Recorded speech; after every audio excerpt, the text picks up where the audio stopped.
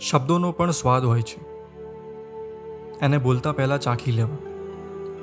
જો આપણને ના ભાવે તો બીજાને ક્યારેય ના પીરસો. આજે એક એવા માણસની જિંદગી વિશે વાત કરીશું જેનું નામ 10માંથી 8 લોકોને પૂછો તો ખબર હોય છે. વાત છે બ્રુસ લીની. બ્રુસ લી એક મહાન ફાઇટર અને એક્ટર હતા. બ્રુસ લીનું જીવન ફક્ત 32 વર્ષનું રહ્યું હતું, પણ જેટલું જીવન તેમણે જીવ્યું એ ખૂબ જ યાદગાર હતું. એક ગરીબ પરિવારમાં જન્મેલ આ છોકરો ફક્ત 29 વર્ષની ઉંમરે આખા વિશ્વમાં પ્રસિદ્ધ થઈ ગયો હતો. આજે પૂરી દુનિયામાં કોઈએ બ્રુસ લીનું નામ ના સાંભળ્યું હોય એવી બહુ ઓછી સંભાવના છે. મિત્રો, બ્રુસ લીના જીવન વિશે જાણતા પહેલાં હું તમને બ્રુસ લી વિશે અમુક એવી વાતો કહીશ જે તમને ચોંકાવી દેશે. માનવામાં આવે છે કે બ્રુસ લી એટલા ઝડપી હતા કે તમારા હાથમાં કોઈ સિક્કો મૂક્યો હોય તો એ તમને ખબર પડે એ પહેલાં એ સિક્કો લઈ લે અને બીજો સિક્કો મૂકી દે એમ હતા. બ્રુસ લીની લાત એટલી ફટાફટ પડતી હતી કે ફિલ્મોમાં શૂટિંગ પછી વિડીયોને સ્લો મોશનમાં એડિટ કરવો પડતો હતો, જેથી લોકોને એમ ના લાગે કે વિડીયો ખોટો છે.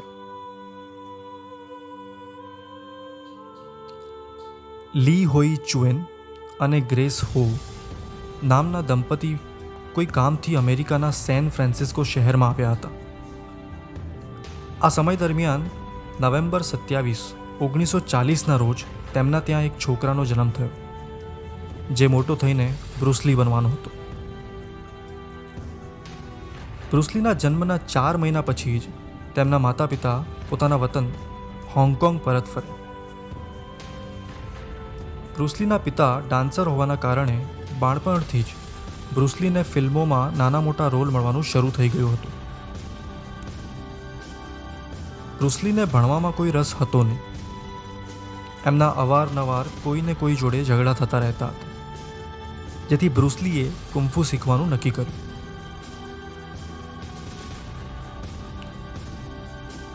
.1953માં ફક્ત 13 વર્ષની ઉંમરે બ્રુસ લીના એક મિત્રએ તેની મુલાકાત આઈપી મેન નામના કુંફુ ટીચર જોડે કરાવી. આ ટીચર એ સમયે દુનિયાના સૌથી બેસ્ટ કુંફુ ટીચર હતા. બ્રુસ લીને માર્શલ આર્ટ્સ સાથે સાથે ડાન્સમાં પણ ઇન્ટરેસ્ટ હતો. તેમના આ ઇન્ટરેસ્ટના કારણે તેમણે માર્શલ આર્ટ્સમાં પગનો ઉપયોગ સારી રીતે કરવાની તાલીમ મળી ગઈ હતી. 1958માં 18 વર્ષના બ્રુસ લી હોંગકોંગની બોક્સિંગ ટુર્નામેન્ટ જીતી ગયા હતા અને એ જ વર્ષે ડાન્સિંગ ચેમ્પિયનશિપ પણ જીતી ગયા હતા. બ્રુસ લીની હંમેશા કોઈને કોઈ જોડે ઝઘડો અને લડાઈ થતી રહેતી હતી. એક દિવસ એક છોકરો જેણે બ્રુસ લીએ મારીને હાથ પગ તોડી દીધા હતા, એના માતા પિતાએ પોલીસને જઈને કમ્પ્લેન કરી અને બ્રુસ લીને જેલમાં મૂકવાનું કહ્યું. પણ બ્રુસ લીની માએ વચ્ચે આવીને કહ્યું કે મારો દીકરો હવે કોઈ ઝઘડો નહીં કરે, એની જવાબદારી હું લઉં છું. બ્રુસ લીની માતાને ખબર હતી કે બ્રુસ લી ઝઘડા કરવાનું બંધ કરે એમ તો નથી, અને એટલા જ માટે તેમણે બ્રુસ લીના પિતા સાથે મળીને નક્કી કર્યું કે તેમને હોંગકોંગથી અમેરિકા મોકલી દેવામાં આવશે. બ્રુસ લી 1959માં અમેરિકા આવ્યા અને અહીંયા તેઓ પોતાનો ખર્ચો નીકાળવા માટે લોકોને માર્શલ આર્ટ શીખવાડતા હતા.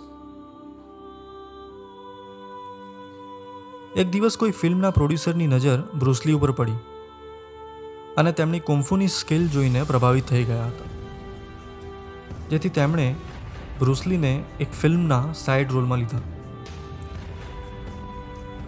પણ એ ફિલ્મ બહુ ચાલી નહીં અને બ્રુસ લીને બીજા કોઈ રોલ પણ મળી રહ્યા નહોતા. અમેરિકામાં ખર્ચો ચલાવવો મુશ્કેલ પડી રહ્યો હતો, જેના કારણે બ્રુસ લી 1971માં હોંગકોંગ પાછા આવ્યો. હોંગકોંગ આવીને બ્રુસ લીએ 2 ફિલ્મો કરી જેણે આખી દુનિયામાં ધૂમ મચાવી દીધી હતી. આ ફિલ્મના નામ હતા ધ બિગ બોસ, જે 1971માં આવી હતી, અને ધ ચાઇનીઝ કનેક્શન જે 1972માં આવી હતી. આ ફિલ્મોના કારણે બ્રુસ લી પાસે પૈસાનો વરસાદ થઈ ગયો હતો અને એનો લાભ ઉઠાવીને તેમણે પોતાની એક પ્રોડક્શન કંપની પણ ખોલી નાખી હતી. આના પછી એક બ્રુસ લીની ફિલ્મોનો વરસાદ એવો થયો કે એમનું નામ વિશ્વભરમાં પ્રખ્યાત થઈ ગયું. તેમનું જોરદાર એક્શન અને ખતરનાક લુક જોવા માટે થિયેટર્સમાં ભીડ ઉમટી પડતી હતી. 1973માં બ્રુસ લીની એક ફિલ્મ એન્ટર ધ ડ્રેગનની રિલીઝ થવાની હતી. એના 6 દિવસ પહેલાં એવી ઘટના બની જેણે આખા જગતમાં શોકનો માહોલ પેદા કરી દીધો. બ્રુસ લીનું મૃત્યુ ફક્ત 32 વર્ષની ઉંમરે થઈ ગયું હતું. તેમના મોતનું કારણ મગજની નસમાં સોજો થવાના કારણે તેમણે જે દવાઓ લીધી હતી તેના રિએક્શનથી થયું હતું. દોસ્તો, બ્રુસ લીનું જીવન ભલે ટૂંકું હતું, પણ આજે પણ તેમની મોતના 50 વર્ષ પછી લોકો તેમની ફિલ્મોને ખૂબ જ પસંદ કરે છે. દેશ વિદેશમાં તેમના ફેન્સ જોવા મળે છે. બ્રુસ લીની એક વાત મને ખૂબ જ પસંદ છે. એમનું કહેવું હતું કે મને એ માણસથી કોઈ ડર નથી જેને 10,000 પ્રકારની લડાઈ લડવાની ટેકનિક આવડે છે. મને એ માણસથી ડર છે જેણે એક ટેકનિકની પ્રેક્ટિસ 10,000 વાર કરી છે. હું આવા ઇન્સ્પિરેશનલ વિડીયોઝ દર અઠવાડિયે લઈને આવતો હોઉં છું. તો આ ચેનલને સબસ્ક્રાઈબ કરી લો અને જો તમને અનોખી વાર્તાઓ સાંભળવી હોય તો આ વિડીયો જુઓ. Good bye.